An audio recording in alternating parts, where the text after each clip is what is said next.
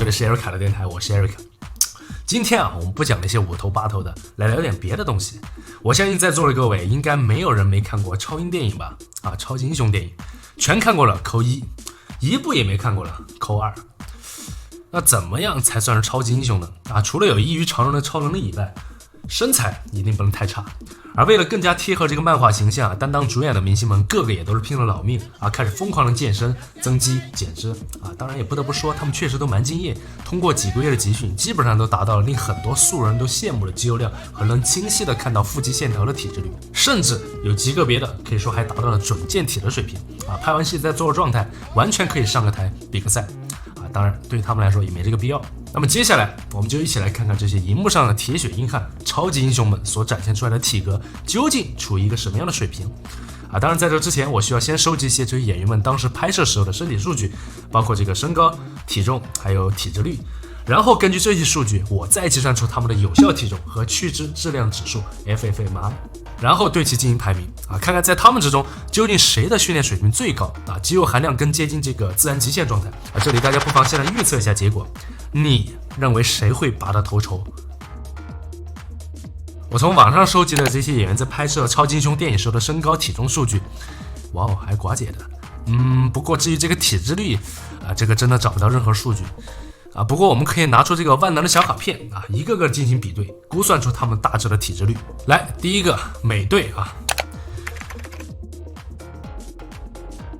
美队其实在电影中露肉的片段并不多，就只有刚注射完这个超级战士血清的这一段从画面上来看腹肌清晰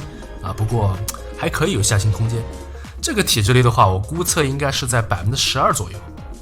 但是不得不说美队演员这个 Chris 肩宽腿长先天骨架比例不错，所以电影中能拍出一种伟岸的感觉。我们再来看看他的好基友 Barky 也就是这个冬兵，从肉眼观感来看，皮质厚度明显低于美队手臂血管也较为清晰，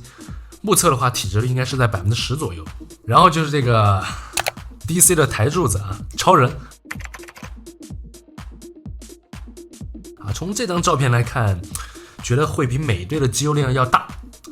可他俩的身高体重又几乎一样。然而如果我们从另外两张剧照来看，就差不多了体脂率应该是在12%左右。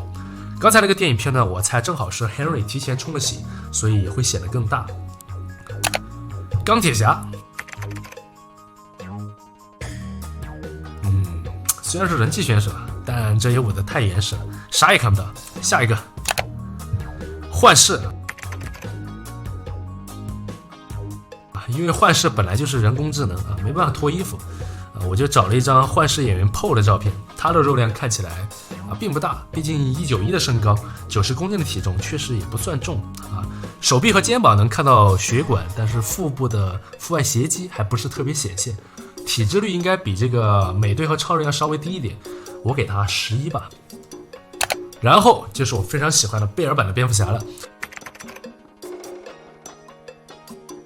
贝尔我们也知道出了名的橡皮人增重减重就跟这个玩似的，非常建议。拍蝙蝠侠1的时候，他刚从上一部机械师55公斤的体重花了几个月时间就增加到了86千克不过这快速增长的体重确实也很难将体脂率同时控制在很低的位置毕竟每天要吃大量的食物，目测体脂率大概应该是在14%左右吧。雷神托尔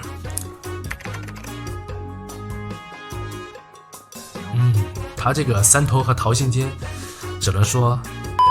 我觉得复联里面应该没有人比他的手臂更厉害了。从肌肉线条的清晰度和腹肌的状态，我觉得体脂率应该和冬兵差不多，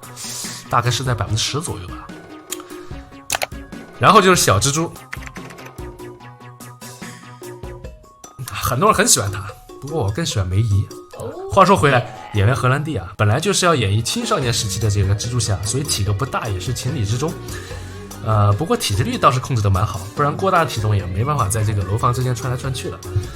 目测体脂率的话应该是在10%左右。然后是奇异博士本来就是靠魔法吃饭的，让一个法师跟物理职业比肌肉本来就说不太过去不过谁让他非要在剧中秀波肌肉的呢？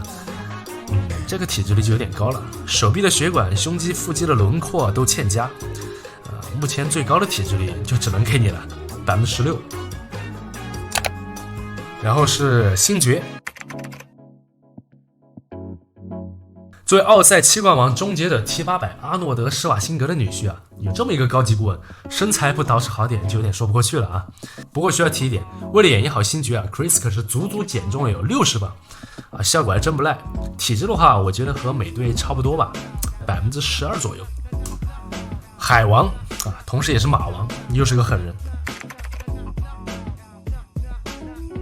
杰森·莫玛1.93米的身高，106公斤的体重啊，从体型上来讲，我觉得这个身高还能有这个肉量，视觉上真的是非常震撼了。从这张图来看，杰森的体质分布非常均匀，而且较为清晰的腹外斜肌也表明他在这个体脂率上下了很大的功夫。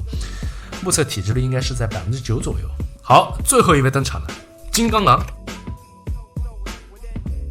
大家好，我是狄当狼。狼叔的状态真是太炸了啊！68年出生的他居然还能将体脂率控制在如此低的水平，我们甚至能清晰的看到三角肌、胸大肌和下腹部突出的血管啊，以及胸肌上部和腹外斜肌的分离度。毫不客气的说啊，狼叔带着这个状态登台一点问题都没有。大家好，我是狄当狼。要是肉量再高一点，拿个名次应该都不为过。这体脂率我必须给到6%。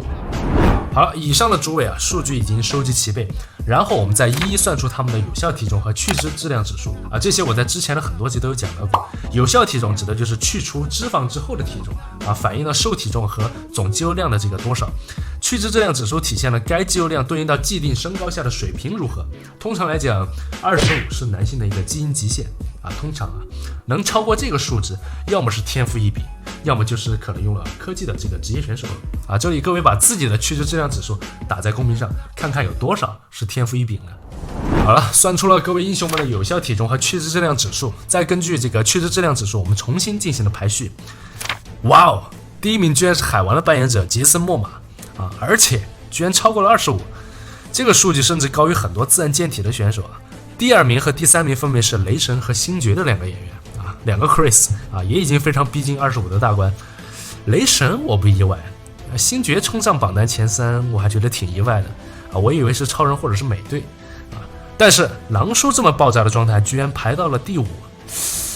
我想可能主要是因为肌肉量少了点，和身高差不多的星爵还有雷神一比啊，有效体重一个低了3公斤，一个低了6公斤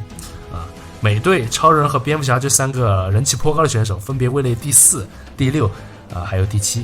啊，这几个都是纯物理攻击职业的代表人物，我觉得应该排名再靠前一点才好啊。希望如果还要能有续集的话，他们的肉量和体脂率能更进一步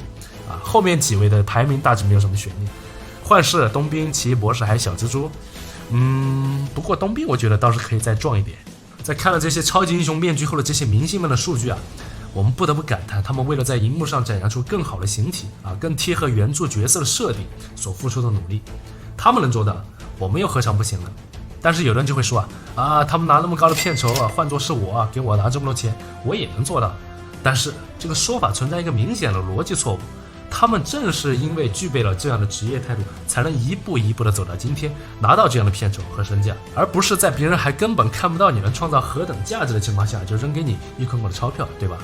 所以我们应该把自己的努力放在第一位，等你准备好了，机会来了，你自然就能优雅的将它抓住。反正祝各位点赞和3连的小伙伴都能突破25吧。这里是 Eric 凯乐电台，我是 Eric，咱们下期见。